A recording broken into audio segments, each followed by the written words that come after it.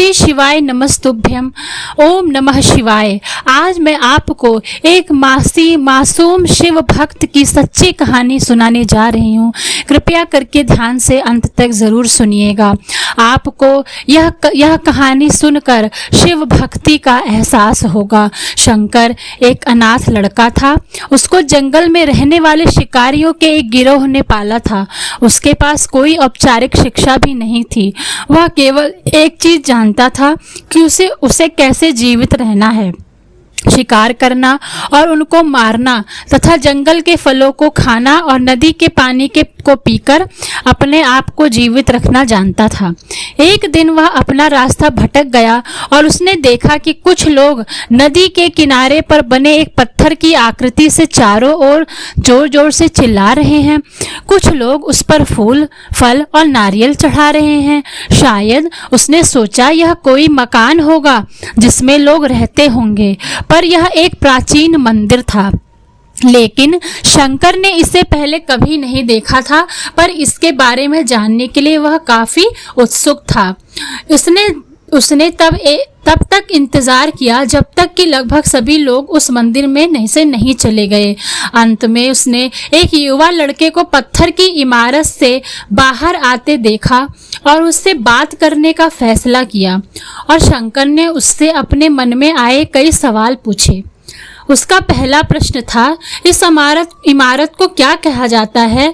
लोग अपने साथ क्या लाते हैं? फिर उन चीज़ों को अंदर वाली इमारत में क्यों छोड़ वापस आ जाते हैं? चीज़ों को अपने साथ लाना और उन्हें अंदर छोड़कर वापस चले जाने पर वह लड़का शंकर की अज्ञानता और मासूमियत पर बहुत ही हैरान था और उसके सवालों से चकित भी था। पर यह वह नहीं जानता था कि वह पास के जंगल में रहता है और शिकार करके ही अपना जीवन यापन करता है। लेकिन फिर भी उसने उसके सवालों के जवाब देने की पूरी कोशिश की। उसने शंकर को बताया, यह भगवान शिव का मंदिर है। लोग यहाँ उन्हें फल और फूल चढ़ाने आते हैं। वे शिव भगवान से जो चाहते हैं वो मांगते हैं और शिव उनकी सभी प्रार्थनाओं को सुनते हैं। यह सुनकर शंकर तुरंत मंदिर जाना चाहता था। लड़के ने उसे अंदर का रास्ता दिखाया और शिवलिंग के बारे में बताया।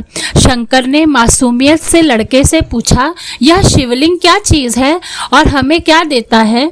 लड़के ने बताया, हम शिव से जो मांगते हैं वह हमें दे देता है। हम सब ऐसा मानते हैं। लड़के ने कहा, अब अंधेरा हो रहा है, अब मुझे घर जाना होगा। और वह शंकर को वहीं अकेला छोड़कर चला गया। शंकर ने झिझकते हुए मंदिर में फिर से प्रवेश किया। वह एक कोने में बैठ गया और सोचा, एक पत्थर किसी को वह चीज कैसे दे सकता है जो वे चाहते हैं। इसलिए उसने उसका परीक्षण करने का फैसला किया और उसने पत्थर की प्रतिमा से कहा, हे शिव, कृपया मुझे पर्याप्त शिकार करने दें ताकि मैं भूखा ना रहूं। मेरे पास आपको चढ़ाने के लिए कोई फल या फूल नहीं है, लेकिन यदि आप मुझे शिकार देते हैं तो मैं उसे आपके साथ साझा करूंगा। मैं वादा करता हूं कि मैं आपको धोखा नहीं दूंगा। उसने घोषणा की। अगली सुबह शिकार करने गया। उसने पूरे दिन शिकार की तलाश की, लेकिन उसे कोई शिकार नहीं मिला। वह भूख से तिलमिला रहा था।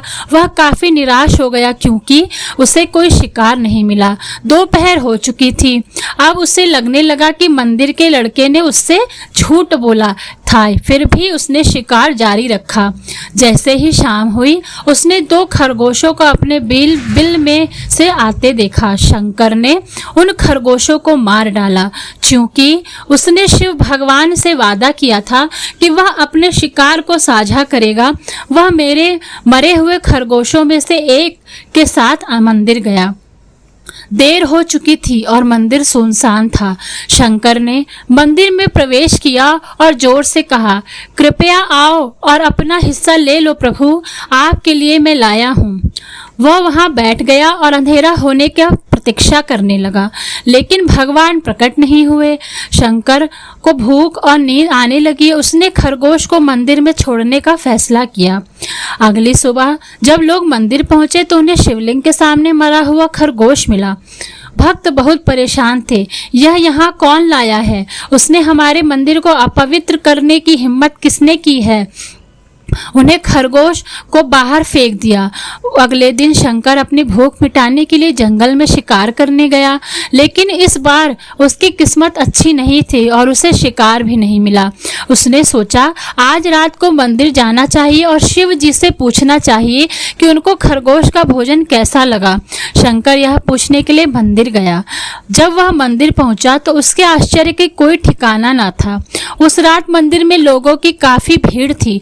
शिवरात्रि की रात थी, लेकिन अबोध शिकारी लड़के को इस बारे में कुछ नहीं पता था।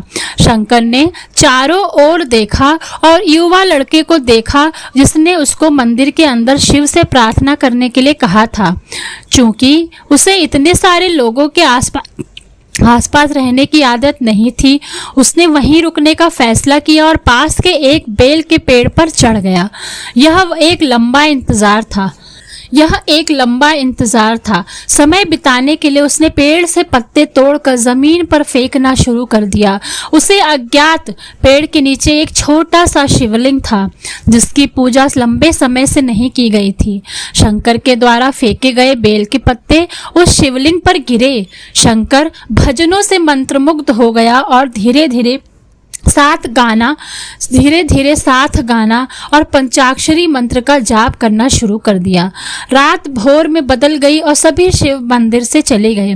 शंकर पेड़ से उतरा और मंदिर में प्रवेश किया। उसने देखा कि शिवलिंग की आंखों पर लाल निशान थे। वे कुमकुम के थे जो लोगों ने लगाए थे, लेकिन शंकर को यकीन था कि शिव को उनकी आंखों में परेशानी हो रही होगी। उसने शिव की खेदजनक स्थिति के रूप में जो कुछ भी महसूस किया उसके लिए उसे बहुत दुख हुआ। वह उनकी मदद करना चाहता था। उसने सोचा कि यहाँ अकेले रहते हैं और बीमार होने पर उनकी देखभाल करने वाला कोई नहीं है। जब तक भक्त उनसे मिलने नहीं आते उन्हें भोजन भी नहीं मिलता।